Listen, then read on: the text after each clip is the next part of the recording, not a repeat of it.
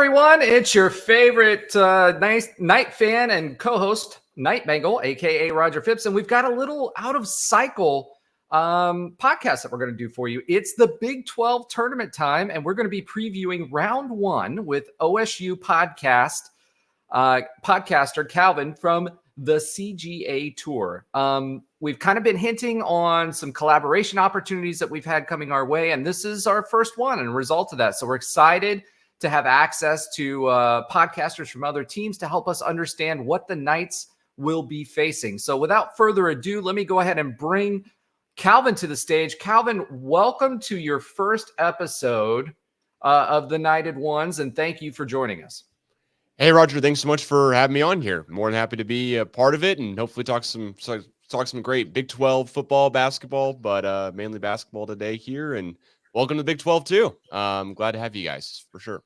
Yeah, man. We talked a little bit offline. We're definitely glad to be here, and it's exciting for us to start getting to know our conference mates and the people behind it and the fan bases and all of that stuff that goes along with it. And for us as Knight fans, this is a whole new experience. You guys know, your conference mates, other than Texas and Oklahoma leaving soon. You've had the same group of people, and we'll go through this all over again next year when we add Arizona and Arizona State and Utah and all those folks from the now defunct Pac-12 conference. But this is our opportunity, and for our group and our fan base and our viewers, the first opportunity to interact with someone from OSU. So you're our first, which is super exciting.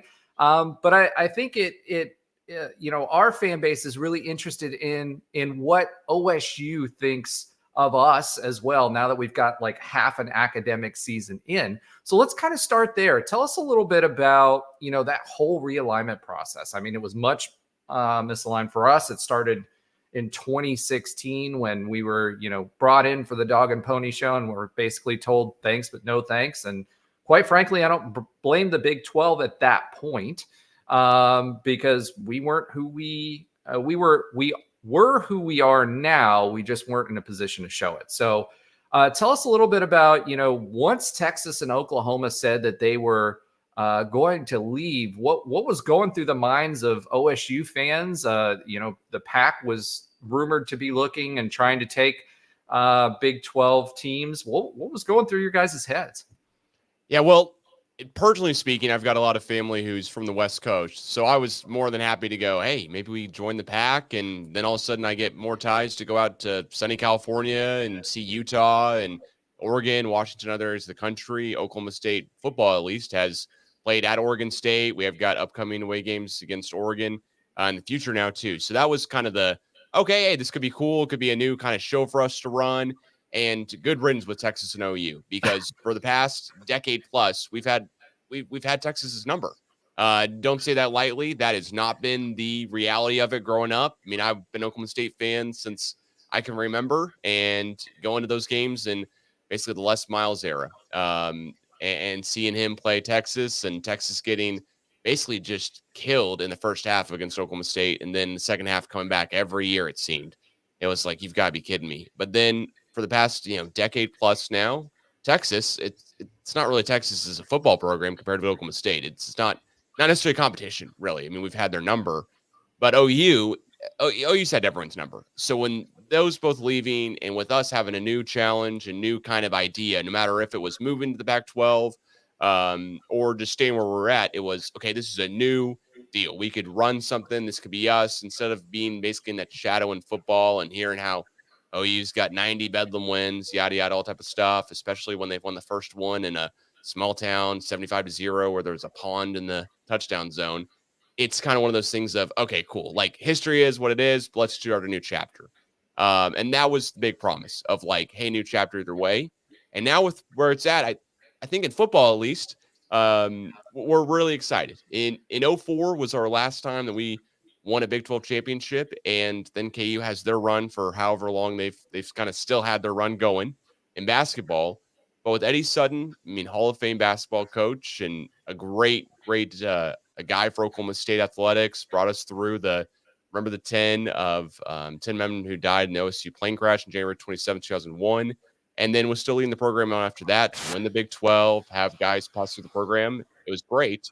But really, with Gundy, we kind of morphed into more of a football school and less of, hey, it's going to be Gallagher Iba Arena and rowdy every single night. It kind of became more and more of a football school, especially with just how we were doing in basketball. I mean, Bill Self and KU, they run their program like no other.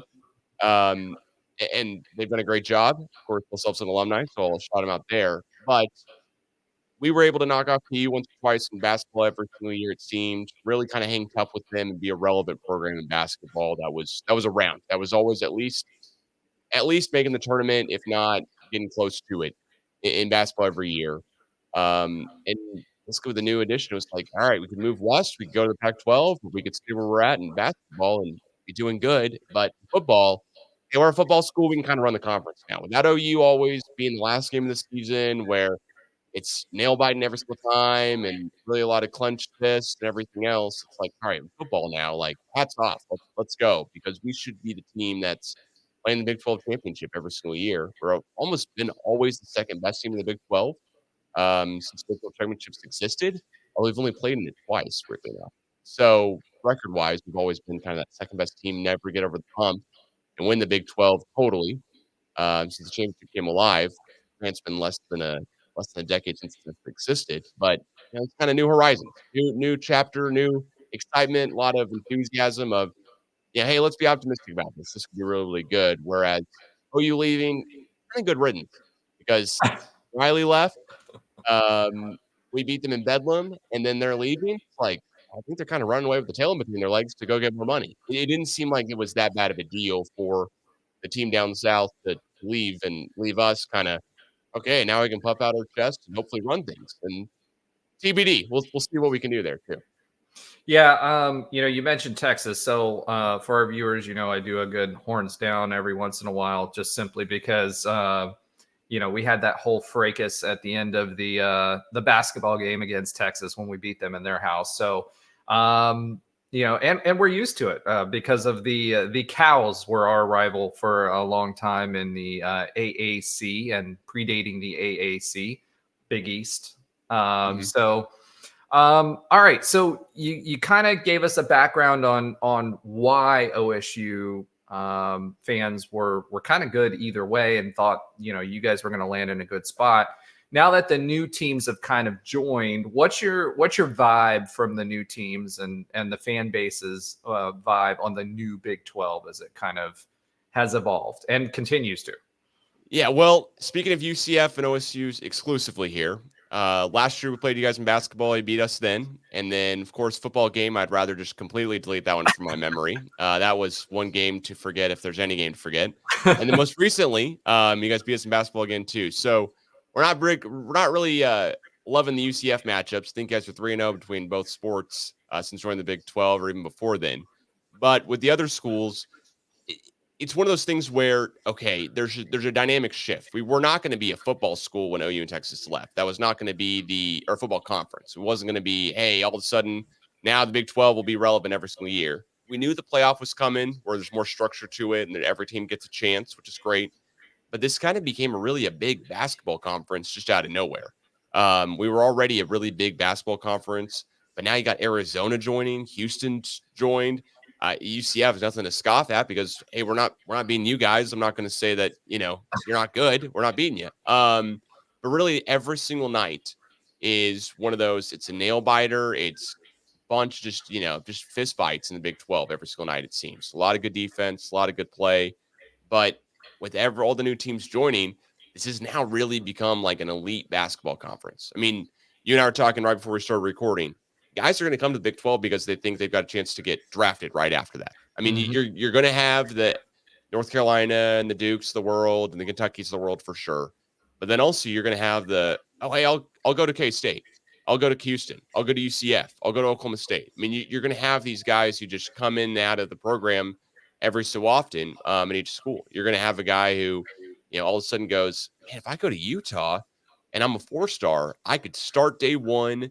They're not known as a basketball school, but I could all of a sudden play 1 year and just take this team as far as I could in a really, really good conference that has a bunch of nationally televised games and really increase my draft stock when no one knows about me. I mean, that there's a huge opportunity in that end for all the newcomers to the Big 12 to add on recruiting to basketball, and the current guys in the Big 12 to keep doing that as well too, just because with all this opportunity.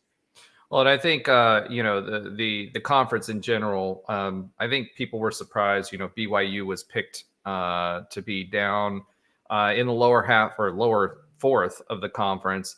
UCF performed a little bit better than what expectations were. I think we have a lot more potential in us. But to your point about the league, it's a rock fight every single game. We were used to playing like Cincinnati that way or UConn that way, where it was very physical. But coming into this league, the big thing that I've noticed is it is a physical league, and you're going to have talent. It doesn't matter if you're at the bottom of the standings at any particular point in time. This the league itself and the talent that's there and the coaches that are there and all of that form this league, make sure that it's good basketball. And 6 of our 8 losses were by 2 points or less. So every single game has been a rock fight. If you can play defense, it's going to be close. And that's why you see, despite having losses, or West Virginia last year, I think was like 7-11 or something in conference and still made it to the tournament, right? There's so much quality here in this league that you still have an opportunity to make the tournament. In the American, you pretty much had to, there was 2 teams. It was 2-bid league when we were in the American. You pretty much had to win out, or, you had to win 22 to 24 games and maybe the tournament to, make it. That's not the case in this league. So, OSU's kind of been in a little bit of transition this year. We're going to be playing you guys in the first round of the Big 12 tournament. You lost a lot of people due to NIL. You had some really talented guys that unfortunately left. You're kind of in the same situation as UCF with regard to having to build that NIL commitment for basketball. We were kind of on the same level on NIL to start, but now you've got a bunch of really, really young, talented guys. And when I was talking about the OSU game, the last one we played, I was talking about how much talent there is on the team that just hasn't developed. But the big area, I think, of improvement for you is getting some bigs in there to allow you to help with the rebounding. Kind of give the viewers at home a little bit of background on the team and strengths and weaknesses of the team as you see it.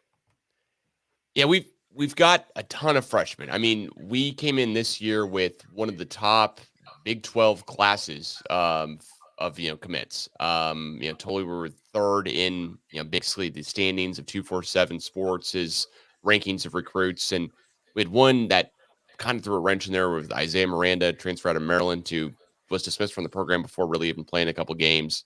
So I might have thrown it off a little bit because he was ranked as a 5-star, but we've got a ton of freshmen. We've got Brandon Garrison out of Oklahoma City, who's a true freshman who loves Oklahoma State, and we're really high on him too. He's coming in as a 5-star. We've got Eric Daly as well, coming out of IMG Academy, who's a freshman as well too. We've got really young guys, but then we've also got guys who just the freshman also brings on the inexperience. And in Big 12, that's what really the bummer is that if we can keep these guys around the program for a year or two, hey, hats off, and then let's run ahead. Let's see what it looks like in a couple of years. But the biggest thing is that we just do not have as good a shooting as we thought we would. And then our star senior went down with an injury, even though we'd already been in Big 12 play and really hadn't won any games. Bryce Thompson would be the guy who would maybe get us over that hump against OU and get us that one extra point we needed to win the game at home, or maybe get us just a little bit extra kind of playmaking ability or whatever it would be. And he went down with an injury and he's out for the season. Unless we somehow won the Big 12 and then got to the Final Four or something crazy, maybe come back. But he's unfortunately out. And with the future of the team here, just looking down the roster, there's a bunch of freshmen, but we always get a couple of seniors in as well too that are transfers, kind of like the John Michael Wrights of the world, and others that just really seem to help out. But our biggest issue right now overall is really, and our coach spoke about it the other day, it's just our NIL deal. Is the expectations for Oklahoma State basketball are still really high among loyal Oklahoma State supporters. I mean, if you're an Oklahoma State fan that's basically 30 years my age or younger, it's a football school. Expectations are kind of, hey, I remember Travis Ford coming through. I remember we got a couple guys. So Marcus Smart was with the program. I remember that, and a couple others. But if you're over 30, I think that's kind of the dividing line of, wait, what are we doing in basketball? Like basketball, just we're not competing. We lost to KU by almost 30 at home earlier this season, which is unheard of. We have not really stood a chance in a lot of Big 12 games, which is also just unheard of. So I know there's a lot of unhappiness with the program and how those expectations are, but our coach is speaking to it on the NIL stuff. He's going, we don't have the amount of money to keep these guys. We lost Musa Cisse, who would have been a great guy for us to keep down low this year. We And played him actually yeah, earlier in the season this year on a close game against, I believe he went to Mississippi State. It might have been Ole Miss or Mississippi Or State. Ole Yeah, Miss. one of those two. Ole Miss. You're right. So, yeah, we played him this year. We got to see him. Yeah, and it's come out publicly that his whole NIL money was $350,000 to get to go to Ole Miss for a year, and that's more than half of what we apparently have NIL wise. And all this is not really written down and reading it off a fact sheet here. But with that being said, that kind of goes to show where if we want to keep these guys around, we're getting them on campus, they're great recruits, then we could really take off. But I personally, just on a side rant, hope we keep Boynton one more year because the NCAA sanctions and what's happened to the Oklahoma State program from that FBI scandal of one player getting $500 or $300 to basically go to a certain agency after graduation has really diminished our ability to keep guys in the program and also just really just go out there and recruit with like a strong recruiting effort when we could have made a huge difference with Cade Cunningham on the roster. That's been the kind of black eye around basketball for a while at this point. Is Brad Underwood came, he left the day after we lose an NCAA tournament game against Michigan, and then Mike Boynton's the head coach, is a first-time head coach, and then all of a sudden there's kind of some murky waters, maybe a recruiting scandal or some type of scandal going on, and then it comes out that a player was given $500 or less to go to a certain agency after graduation to represent him when he goes pro. And that comes on the whole FBI scandal, et cetera. Oklahoma State does, I think, everything right. But of course, I know my eyes are definitely shaded orange and not necessarily just shaded clear in that. But that being said, that put it where Oklahoma State was facing ban from the tournament or other stuff when we were going out, and we had Cade Cunningham recruited to the team, and we were trying to go get the Musa Cisse. We were trying to go get the Bryce Thompson of the world, who were 5 stars at the time, and instead they went to separate programs before coming to Oklahoma State. And if they just come straight up, who knows? Who knows how good we would have been? Who knows what we could have capitalized on there? So I always want to give Boynton more room just because of that, and I think he deserves at least 1 year where we don't have one less scholarship to go recruit out for. But with all that being said, it's tough right now to be Oklahoma State basketball fan because the program just is. It used to be killing it on Twitter. I mean, or X, I guess you should say, of just tons of talk, tons of enlightenment, tons of, oh man, I can't believe we didn't get this call or this one. And now it just kind of died off. It was tough to know that we were playing BYU the other night because I was checking social media and no one's really even talking about it that much.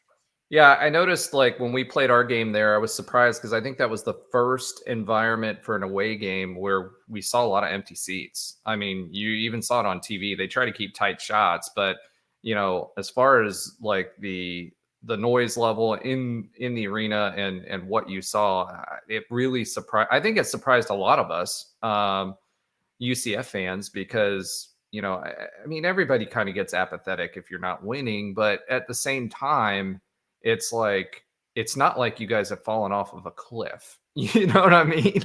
So it wasn't like our 0-1 season. I hate to bring that up, but in football, right? But our I was just surprised at that. So, you kind of gave us a background of the team. What are the strengths of the team right now? Are there any other injuries that have changed since we played you last until now? Anything else that would kind of impact the game? Yeah, nothing really injury-wise, honestly. I mean, we're a super young team where we just have guys basically night in, night out, show up or not. Keon Williams would be a guy to watch out for who I haven't mentioned yet. He is one heck of a rebounder for being 6'5" and really young guy. He's a guard, who's a ton of energy. He showed up big in the Bedlam game, and I keep referencing that one just because that was the last one I went to in person where I was like, wow, we could be good here. We could really kind of make a shot here and make a statement win over OU, send them out with a nice goodbye. But instead, they were waving at us in our own building goodbye Mhm. because they beat us in that step back. And then, of course, I reference it as well too because the next game we play at home, but next game we play period is against you guys. So there's just all the fan excitement, fan interest, whatever, just kind of unfortunately Got sucked faded out of away the right room. before that UCF game. Yeah. So that kind of took a lot of air out of the room. But then again, looking forward to tomorrow's matchup here against you guys.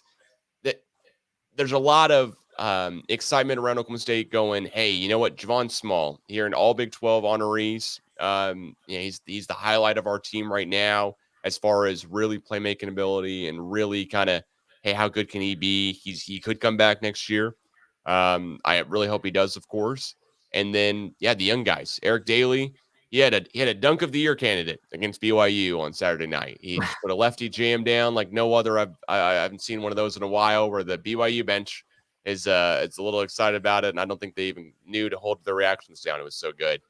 And then and if Brandon Garrison can stay out of foul trouble, then hey, we've got athleticism. We've got young guys who are gonna run, gonna play great in transition.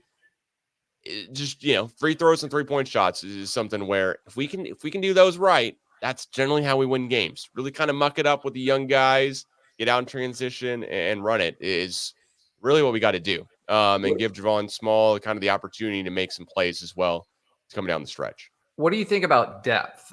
So one of the things that UCF has some strength in, right, is we have the ability to rotate a lot of players. We have three pretty solid threes, or fives that can plug up the middle, and they have the ability to sustain the foul, so they can afford to be aggressive, in the paint and really defend the paint. So, from your perspective, you mentioned the ability to run, but what we saw in the first game was I think you guys took like a 12-point lead, if I remember correctly, in the first game in the first half. And then we came back, and it almost felt like you guys were running out of juice. So, do you have the horses depth wise to keep up the pace? Because we have the ability to do that. We like to do that. That's where we score most of our offense. And then to sustain those foul issues, because with a lack of bigs, with our bigs, that can really create a problem if there's foul trouble, either early or midway through the game. Yeah, I'd say that's one thing. Yeah, we definitely do not have as a strength. I mean, we've got young guys. We've got another 4-star on the roster in Justin McBride, who's really not seen a lot of minutes. Averages less than 3 points a game this season. He's a 4-star who could see some minutes tomorrow if we get in foul trouble again. Um, we've got Connor Dow, who's an elite 3-point shooter, 3-star guy again out of Oklahoma. But with that being said, if he starts lighting it up, catching on fire, that could be really good for us. But the depth part we don't have. I mean, we've got young guys who want to run, but if we start getting in foul trouble or start getting tired, that's when the wheels start falling off. And Brandon Garrison falls in a bad trap of getting 2 quick ones, and all of a sudden he's in foul trouble, and that's the guy. I mean, at the end of the day, Mike Marsh can play some minutes down there and be good, but Garrison's just an athlete. Like, I mean, he's the best athlete on the team is the best I can say. I mean, I could compare him to somebody, but probably shooting myself in the foot with that. So he's one heck of an athlete. I mean, he's the guy who's 6'11", then and then Mike Marsh is 6'10", and then there's a really good drop off on the roster. I mean, Eric Daly's 6'8", but he's a short looking 6'8". I mean, there's some guys on the team where it's like, hey, guys who actually get minutes on this team that are tall. It's those three I mentioned, and that's it. I mean, there's not really anyone else. So if our big guys get in foul trouble, all of a sudden we're scrambling pretty quickly. So the depth size, that's one thing that you guys will kill us with for sure. If we want to run the floor and it's not going well, all of a sudden that's also a trap we just fall into. And I think that's one of the reasons why we've only won 4 games in the Big 12. We got up against BYU early in the game at home. And ended up pulling out the win, but we were kind of able to keep that lead and keep BYU just shooting threes. And they weren't making them.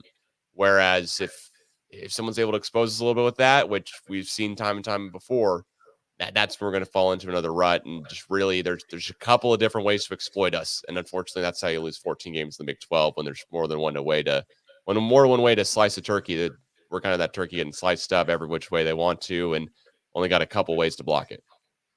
So what is, just to kind of package it and put a bow on it, what does OSU have to do to win this game, especially considering the last game? For us, we're going to try, we don't have a consistent 3-point shooting threat. We're one of the lowest in the Big 12, let alone in the NCAA. However, Darius Johnson has really picked up his game. He was averaging 17 points the last 5 games, and he changed his mechanics to his shot this year. So it's more of like a rainbow three than what he had before. Before it was really, really shallow. And I think it took him a while for that to catch on, but he just scored 33 points in our win against TCU. And when he's hot from the 3-point line, he's pretty good. And we really don't have any other consistent 3-point shooters. So that means we're going to focus a lot of our attention in the paint, and we're going to try to drive the paint and get fouls. What does OSU have to do to win this game? Like, how do they counter our defense and, our ability to protect the paint, and then our ability to score the paint? Yeah, really, it's going to come down to just a couple things. One, get a lot of offensive boards. We've got to be consistent on the offensive glass because we just do not have the size to go get a bunch of rebounds the whole game. So we've got to make those extra possessions count and really keep Brandon Garrison, Eric Daly Jr. out of foul trouble. If we can do those two things, then it'll be a game basically the whole time. But if we all of a sudden we've got to sit Eric or Brandon or both, then we're scrambling, especially with you guys being able to drive it down low. I mean, the match we've had this season was at home. You guys beat us by 6. There were a lot of fouls called at the end of the day. We're not a great free throw shooting team. And so that's not a way for us to win. But the way for us to win is really just be super efficient from the court when we do have the ball, make smart decisions. And in most of the games we win, we've got to be scoring 70 plus. So really get out there in transition, really get a ton of shots up, but also be just, shots go in, you're going to win, right? But really keep those guys out of foul trouble down low just because we do not have backup bigs behind them. I mean, Mike Marsh is a guy who's playing a lot of minutes, but honestly, he's one of those guys who, I'm 30. He looks much older than me, and he's a sophomore. He's a guy who, if I saw him in the YMCA, I would not want to mess with him whatsoever. He's the guy who's beating you up down low, but he doesn't play the same style of offense that Garrison does or that Daly does either. So it's definitely a different type of basketball when he's playing, and we're definitely a little bit slower in it. So if we can basically not have to play him in this game, that'd be great, but we're going to have to. We just don't have the other depth. So keep our big guys out of foul trouble and be consistent in shots is the keys to win for us, and really just getting that score above 70. We lost to you guys by 6. We scored 71, but still we really are going to want to try to run out there and score a ton of points to stay in the game. Yeah, the crazy thing is for us, right? We're definitely a defense first team because our offense can be good. It's just so sporadic. It's all over the place. Now it's been consistently getting better in us scoring in the 70s, right? So again, TCU, another example of that. So when the guys are on, they can run. What's been interesting for us is we've won a couple of big away games, but our offense, when we're playing away, we play on the whole offensively a lot worse. I mean, our shooting percentage goes way down. We did win against Texas at Texas. We did beat TCU at TCU, and we obviously beat you guys away as well. But by and large, that's been our bugaboo, and the way we've made up for it is with our defense and turnovers.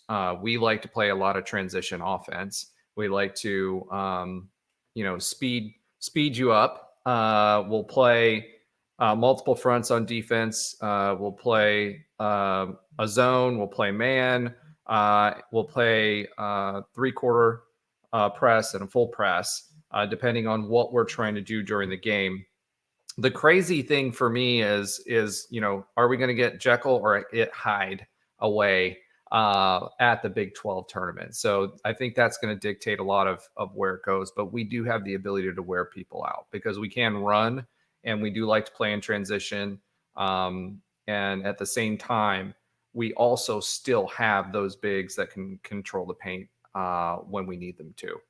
All right, so that's a pretty good background. I guess let's just say, what do you expect to happen? And I don't expect you to say OSU is not going to win, right? Because every fan of a team, fan is short for fanatic, so there's very few people that will say, "Hey, I don't expect us to win this one." But what do you expect to happen in this game? I expect it to go a lot like it did in Stillwater earlier this year, where honestly, there's just a really young team on our side with getting in foul trouble, but also just trying to muck things up as best as possible, create a lot of turnovers. Mike Boynton, what's weird when I say, hey, we're going to try to score a lot of points to win, we're not an offensive team, though. I mean, we go through scoring droughts like no other, where there won't be points put up for like 5 minutes sometimes. I mean, I think the 3 or 4 last, minutes for us. We're yeah. we're exactly the same. We've seen it. So that's one of those where, we can kind of basically just do something. That'll be great. But, looking at the team stats and everything, if we can increase our 3-point percentage, then I think we've definitely got a shot. We shot 25% from 3 last time we played, and we got 13 less rebounds. Something's got to give there. And I really think we'll have a strong focus on not shooting as many threes tomorrow, just because we kind of know we're not that team. If we're shooting a ton of threes, it's just not. It's not going to be the. It's not going to be the way. It's not going to be the our mo. It's probably the best way to say it. There's a bunch of other ways that we got to get down, and we've really got to get Garrison rolling on a pick and roll and set a lot of high screens where he's able to get a little bit open and just hit some shots. He's great with the floater. It's a great touch around the rim. We're just going to really try to keep him out of foul trouble. That's the one thing that I could not hammer home enough is that you get Brandon Garrison in foul trouble. I mean, he's the best guy on our team talent wise. Javon Small is probably the best guy on our team overall, but talent wise, Garrison's got the brightest lights, and if he can just basically just be careful and safe, like hats off to us, it'll be a game for sure. But I mean, he fouled out of the game, and then I think Javon Small fouled out of the game. I think Eric Daly also fouled out of the game at the very end against you guys, Yep. all the way down the stretch in that final minute. And that's one of those things where John Michael Wright's our leading scorer again. We've got a big issue. That's a guy who hasn't started every game this year, has been a bright spot here and there, but really just got to shoot the ball a lot more efficiently, especially from 3 to win. And that's what I think will happen. I think we'll take a lot less 3-point shots, and we'll basically be just trying to stay out of foul trouble the entire game and just hit some good shots just to stay in the game the whole entire time, right? Just kind of play within ourselves and play much more of less turnover basketball, less turnover prone, really focusing on the ball up the court and setting some plays. And kind of on another note, this could be possibly Boynton's last game. I don't think it will be, but I mean, depending on how tomorrow goes, he's really that hot on the hot seat right now. There's a lot of expectations around the program of, hey, are we gonna miss the tournament for how many years in a row? We've made it once since Boynton's been with the team as the head coach, excuse me. So there's a lot of fans who are very, very hot and very angry and passionate about wanting Oklahoma State basketball to be at least consistently making the tournament.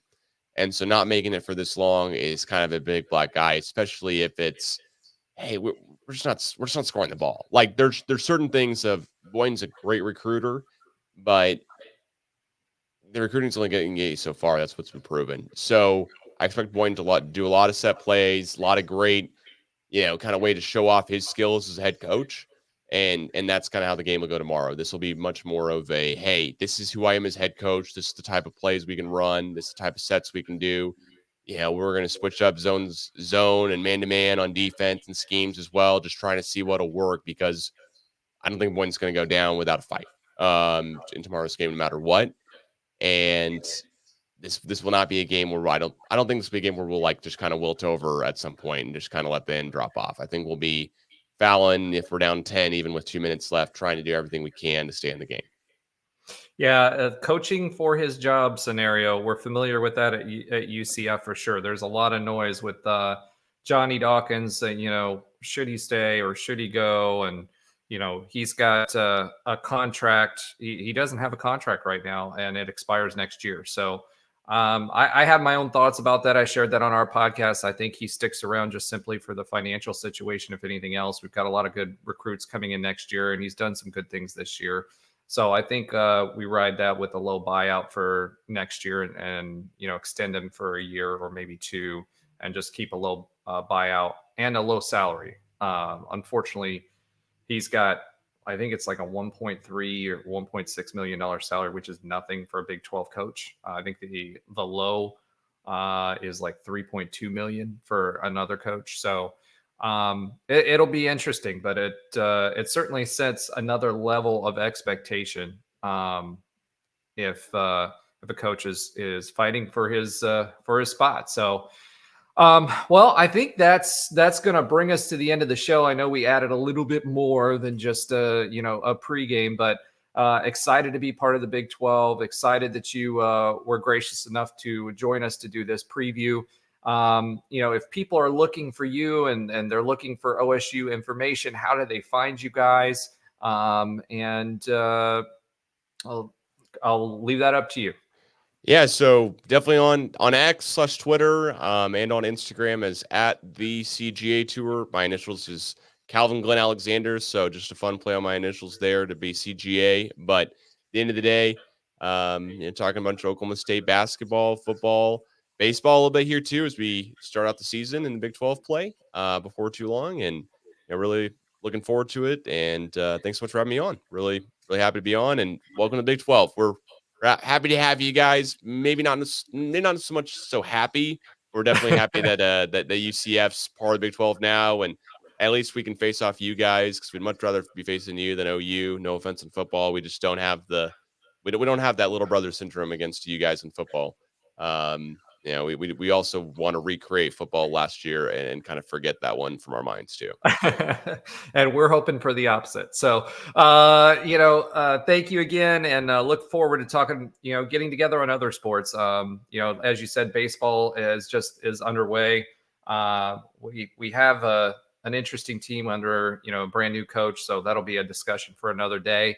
But thank you again. And, look forward to doing it again. Yeah, sounds great. Got to have you guys on as well soon here on my podcast too. All right. Sounds great. Have a good one. All right. Thanks.